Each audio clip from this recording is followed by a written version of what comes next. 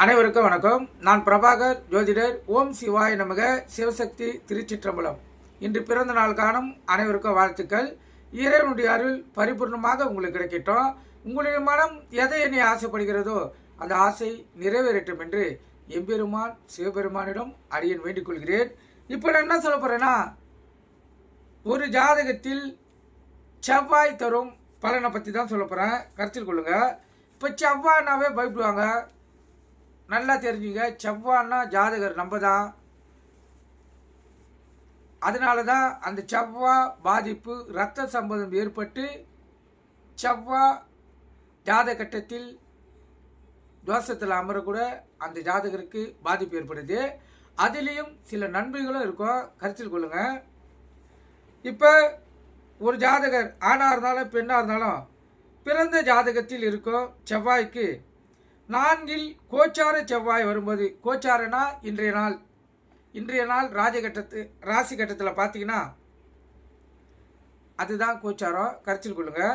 உங்கள் ஜாத கட்டத்தில் செவ்வாய் எந்த இடத்தில் இருக்குதோ அந்த இடத்துலேருந்து 4 கோச்சார செவ்வாய் வரும் காலத்தில் நிலம் தோட்டம் சம்பந்தமாய் வாங்க விற்க வாய்ப்புகள் கிட்டும்.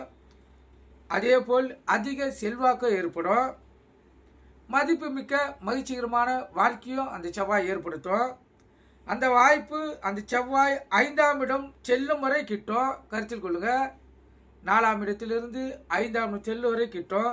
இந்த ரகசியத்தை தெரிந்து கொண்டு இந்த காலகட்டத்தில் நீங்கள் எந்த ஒரு செயலை செய்தாலும் அது உங்களுக்கு ஒரு வெற்றியை தேடித்தரும்.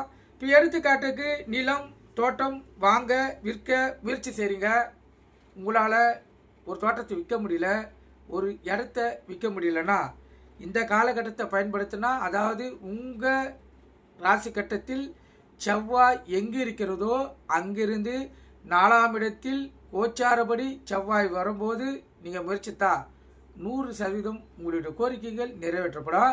அதே போல் வீடு கட்ட முடியல, பூமி பூஜை போட முடியலனாலும் இந்த காலகட்டத்தில் நீங்கள் அந்த பூஜையும் போட்டால் உங்களுடைய எண்ணங்கள் நிறைவேற்றப்படும், கருத்தில் கொள்ளுங்க. இதில் செவ்வாய் தரும் ரகசிய பலன்கள் தெரிஞ்சு வச்சுங்க.